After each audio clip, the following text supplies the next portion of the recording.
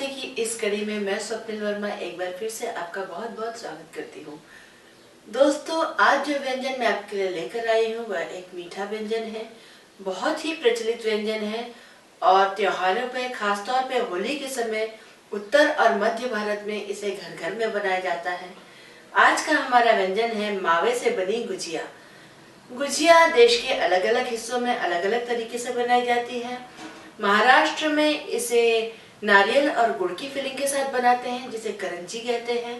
राजस्थान में इसे चूरमे की फिलिंग के साथ बनाया जाता है, लेकिन उत्तर और मध्य भारत में इसे मावा यानी खोआ की फिलिंग के साथ बनाते हैं। तो चलिए बनाते हैं मावे की गुजिया। गुजिया का आटा तैयार करने के लिए हमने आधा किलो मैदा अच्छे से चाल लिया है और एक थाल में से खाली कर लिया है। और इसमें हम डालेंगे करीब 2 टेबलस्पून सूजी। अगर आप कटोरी से नापेंगे तो मैंने चौथाई कटोरी सूजी इसमें डाली है। और इसे अच्छी तरह से मिक्स कर लें।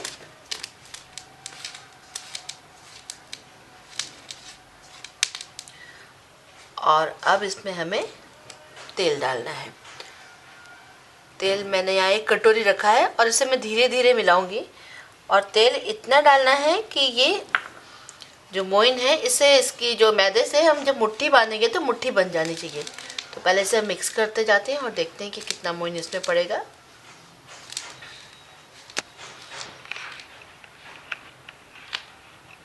अब देखिए, जैसे मैं इसमें मिक्स करते जा रही हूँ, जहाँ मैं थोड़ा टाइटली से पकड़ूंगी ये मुट्ठी बहुत कंफर्टेबली बन रही है। तो ये इकट्ठा हो रहा है, इसका मतलब इसमें मोइन बिल्कुल सही क्वांटिटी में पड़ चुका है। और अब इसे थोड़ा थोड़ा पानी डाल के हम इसका आटा तैयार करेंगे। और गुजिया का आटा पहले थोड़ा सा सख्त गूंधा जाता है, पानी बहुत ज़्यादा नहीं डालते हैं, और उसके बाद उसे मल मल के सॉफ्ट किया जाता है। तो इसमें अभी थोड़ा थोड़ा पानी डाल के इस आटे को तैयार करते हैं। मैंने आधा गिलास पानी इसमें डाल दिया है।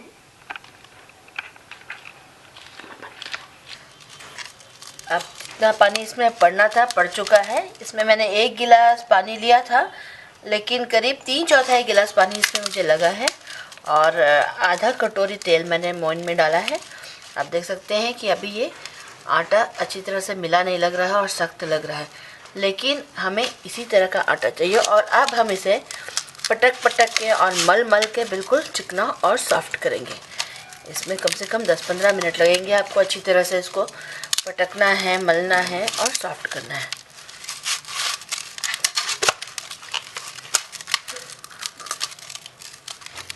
ठीक है,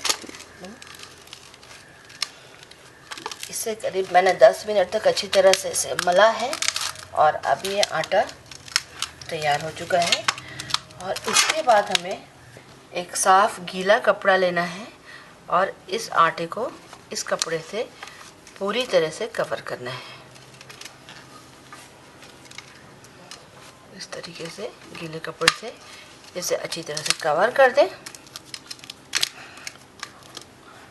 और एक प्लेट से ढक दें। और इसे कम से कम 1 घंटे के लिए हमें इसी तरह से छोड़ना पड़ेगा।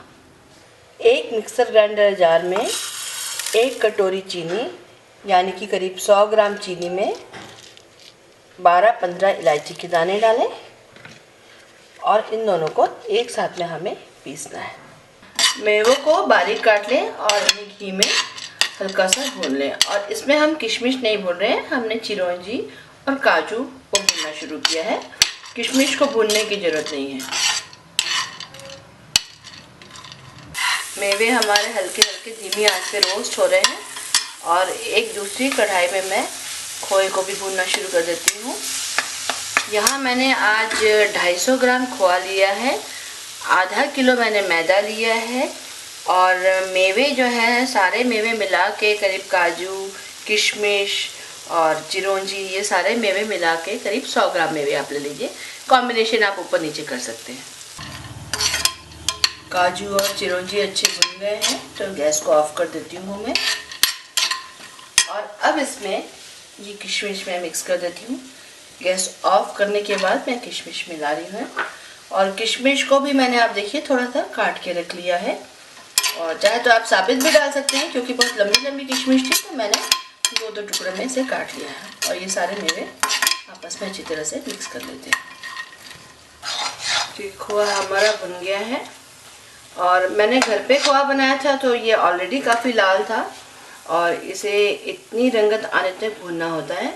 लेकिन अगर आप बाज़ार से खोआ लाके इसे भून रहे हैं तो इसका ध्यान रखें, जब खोआ आप भूनते हैं तो उसका कलर इस तरीके का आ जाना चाहिए, पिंक हो जाना चाहिए, तब ये खोआ भून के तैयार हो गया है। और अब गैस बंद कर देती हूँ और ये ड्राई फ्रूट्स मैं इसमें मिक्स कर देती हूँ। इसको हमने अच्छी तरह से मिक्स कर लिया और इसे हमें 5 मिनट वेट करना पड़ेगा। ये थोड़ा सा गुनगुना हो जाए तब हम इसमें चीनी ऐड करेंगे। चीनी और इलायची जो हमने पीस के रखी है वो हम इसमें ऐड करेंगे, लेकिन उसके लिए थोड़ा सा वेट करना पड़ेगा। और मैंने गैस बंद कर दी है, लेकिन कढ़ाई काफ़ी गर्म है तो मैं अभी भी इसके अंदर लगातार चला रही हूँ। और मैंने इसे दूसरे बर्तन में भी खाली नहीं किया है क्योंकि मैं चाह रही हूँ कि ये जो थोड़ी बहुत इसके अंदर गर्मी है कढ़ाई की, उससे ये थोड़ा से मेवे के साथ और पक जाए। और अब मैं इसे एक बाउल में खाली कर लेती हूँ। चीनी और इलायची का जो मिक्सचर तैयार किया था उसे भी थोड़ा सा ठंडा होने के बाद इसमें धीरे धीरे ऐड करें। सारा मिश्रण मैंने इसमें डाल दिया है और मैं इसे मिक्स करूँगी।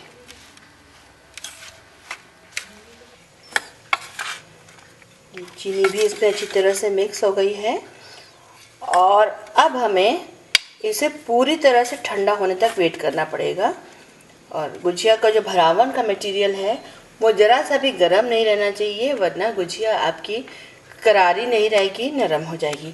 तो इसे बिल्कुल नॉर्मल रूम टेम्परेचर तक आ जाने दीजिए। चाहे तो आप इसे थोड़ी देर फ्रिज में भी रख दें तो और अच्छी गुजिया बनेगी। 1 घंटा हो गया है, अब मैं इसका कवर निकालती हूँ और ये गीले कपड़े में जो आटा मैंने रखा है लपेट के, इसे भी मैं खोल लेती हूँ।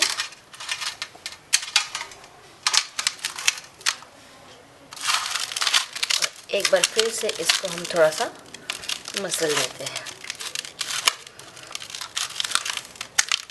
इसे एक बार हमने फिर से थोड़ा सा मसल लिया है और ये आटा हमारा पूरी तरह से तैयार हो गया है। और हमने जो इसका फिलिंग मटेरियल तैयार किया था भरावन का, वो भी पूरा ठंडा हो गया है।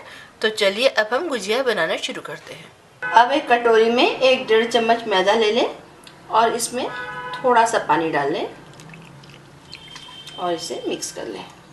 मैदे और पानी का घोल गुजिया चिपकाने में काम आएगा, तो इसको भी बना के रख लें। अब इस गुजिया के आटे की हमें छोटी छोटी लोइयां बनानी है। इस तरीके से चौकी पे रख के इसे आप रोल कर लीजिए।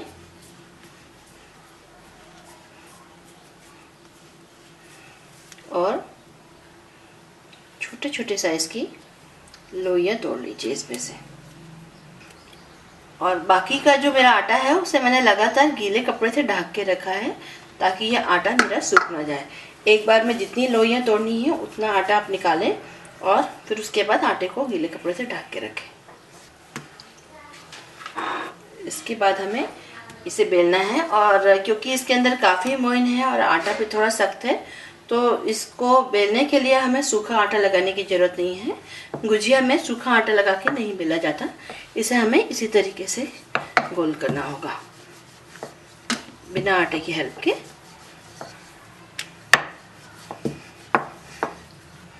इसे आप पूड़ी की तरह बेल लीजिए।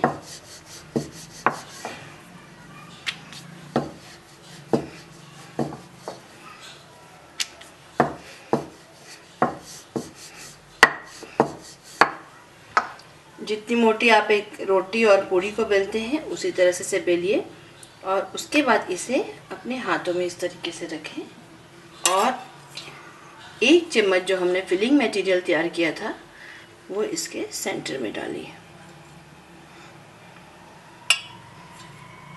1 चम्मच मटेरियल काफ़ी है इसमें।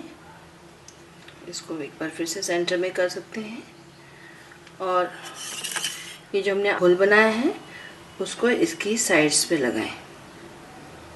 इस तरीके से सब तरफ साइड्स पे लगाएंगे और एक साइड से उठाते हुए इसको दूसरे एंड पे ले जाके गुजिया को हमें इस तरीके से चिपकाना है। क्योंकि हमने आटा मैदा का इसमें घोल लगा दिया है तो ये आसानी से चिपक जाएगा।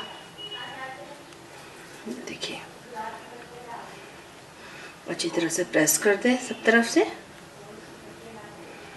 देखिए ये मटेरियल, ये गुजिया तैयार हो गई। और अब गुजिया कटर की हेल्प से मैं इसे काटूंगी। मेरे पास ये गुजिया कटर है, तो इस पे मैं इसे इस तरीके से रखूंगी कि ये जो हमारा एज का पोर्शन है वो थोड़ा सा इसकी शार्प एज कटिंग पोर्शन के ऊपर आए, और इस पर हल्का हल्का हाथों से इसे मैं प्रेस करूँगी।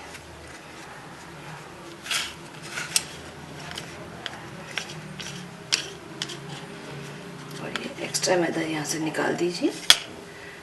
और देखिए एक गुजिया हमारी तैयार हो चुकी है।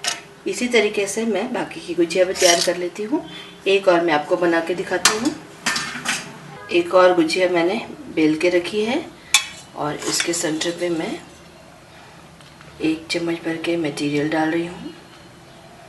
थोड़ा सा और भी डाल सकते हैं, करीब 1 सवा चम्मच मटेरियल मैंने बीचों बीच डाला। और इसे हाथों की सहायता से आप सेंटर में कर लें।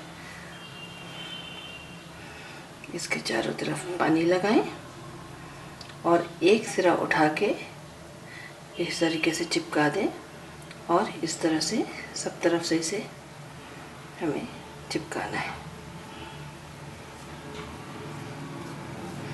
चिपकाने के बाद अच्छी तरह से इसको प्रेस कर दें, वरना गुजिया तलते वक्त खुल जाएगी। इसके एजेस बहुत अच्छी तरह से चिपकने चाहिए। ये चिपक गया है। और एक बार फिर मैं इसे गुजिया कटर की हेल्प से काटूंगी। गुजिया कटर कई तरह के मार्केट में मिलते हैं, तो आप अपनी सुविधा से ले सकते हैं। इस तरह से मैंने रखा और इसके एजेस को मैंने प्रेस किया। ये निकाल दिया मैंने कॉर्नर इसका। और ये जो कॉर्नर्स निकलते जा रहे हैं, इसे आप आटे पे दोबारा मिला सकते हैं, क्योंकि ये दोबारा रीयूज हो जाएंगे। ये देखिए ये गुजिया एक और तैयार हुई है। गुजिया इस तरह से बना बना के आप रखते जाइए, और कम से कम 15-20 मिनट इसको खुली हवा में थोड़ी हवा लग देनी चाहिए। और उसके बाद इसे तलना शुरू करते हैं, क्योंकि अगर जैसे ही मैंने बनाई और इसे मैं तलूँगी तो ये करारी नहीं बनेगी। तो इसे थोड़ी देर को खुली हवा में थोड़ी सा इसे फैला के रखना पड़ता है। ये सब गुजिया मैंने बना के भर के रख ली हैं, और इसको 10-15 मिनट मैंने हवा लगने दी है। उसके बाद अब मैं इसे तलना शुरू करूँगी। एक कढ़ाई में मैंने घी गर्म होने रख दिया है। आप चाहे जैसे रिफाइंड ऑयल में भी बना सकते हैं, चाहे प्योर घी में बना सकते हैं, चाहे आप वनस्पति में बना सकते हैं। तो मैंने आज यहाँ पर प्योर घी लिया है और इसे मैंने मेल्ट कर लिया है। आंच को मैंने धीमी कर दिया है, और मैं अब इसमें एक एक करके गुजिया डालना शुरू करूँगी। गुजिया को हमेशा धीमी आंच पे तलना चाहिए। अगर आंच बहुत तेज होगी तो गुजिया जो है हमारी वो मुलायम हो जाएगी और क्रिस्प नहीं रहेगी। तो आंच को लगातार धीमी रखें और इसे तलें।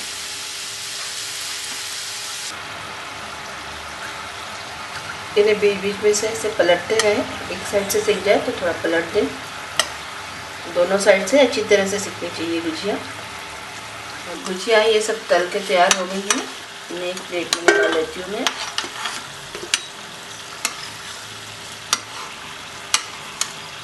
और गरम गरम गुजिया को टिश्यू पेपर पे ना निकालें, इस बात का भी ध्यान रखें, वरना कई बार टिश्यू पेपर इस पर चिपक सकता है और गुजिया ख़राब हो जाएगी।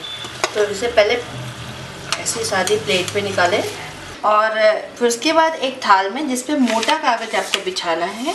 ये मैंने जो नॉर्मल A4 का मोटा कागज़ होता है वो मैंने इस पर बिछाया है, और इस पर ये गुजिया आप रखते जाएं। थोड़ा फैला फैला के रखते जाएं। और इसके बाद हमें इसे पूरी तरह से ठंडा हो जाने देना है। उसके बाद ही इसे किसी एयर टाइट कंटेनर में आप रख सकते हैं। तो लीजिए तैयार है बहुत स्वादिष्ट गुजिया। तो दोस्तों उम्मीद करती हूँ हमारा आज का व्यंजन आप सबको पसंद आया होगा। आप भी अपने घर में गुजिया अवश्य बनाएंगे और अपने परिवार और दोस्तों को खिलाएंगे और तारीफ पाएंगे। अगर आपको हमारे व्यंजन पसंद आ रहे हैं तो हमारे चैनल व्यंजन भारती को सब्सक्राइब करें और शेयर करें। हमारे सभी व्यंजन हमारी वेबसाइट www.vyanjanbharti.com पर भी उपलब्ध है। अगली कड़ी में एक नए व्यंजन के साथ फिर से मुलाकात होगी। नमस्कार।